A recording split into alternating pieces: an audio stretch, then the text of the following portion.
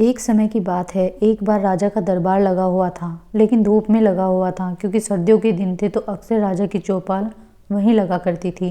राजा लोगों की अपील सुन रहा था और सब कुछ ठीक ठाक चल रहा था। लेकिन भीड़ में से एक आदमी खड़ा होता है और वह बोलता है कि उसको राजा से मिलना है। उसके पास 2 हीरे हैं और उनमें से एक असली है और दूसरा नकली। तो मैं राजा से पूछना चाहता हूँ।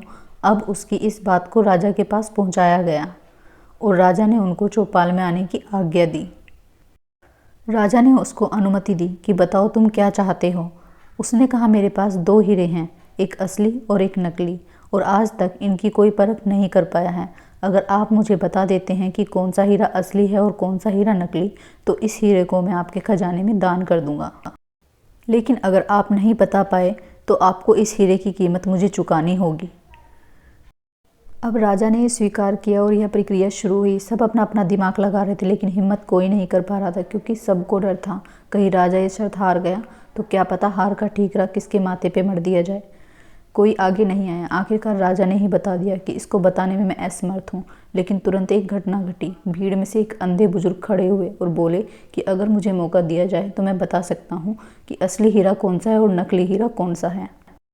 राजा को प्रसन्नता हुई कि चलो कोई तो है। अब उन बुजुर्ग ने 1 मिनट में बता दिया ये हीरा असली और ये हीरा नकली। लेकिन उन्होंने बताया कैसे। राजा ने उनको धन्यवाद दिया और आपने राज्य की इज्जत बचा ली।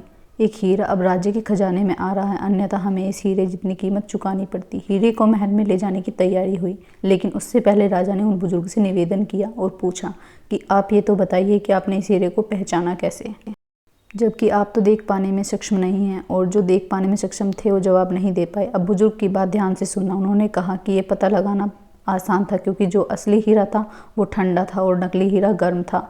धूप की वजह से जो हीरा गर्म हो गया मतलब वो कांच का बना हुआ है, और जो असली हीरा है वो धूप में भी शांत रहा। तो अब तो आप समझ ही गए होंगे कि स्वभाव कैसा होना चाहिए।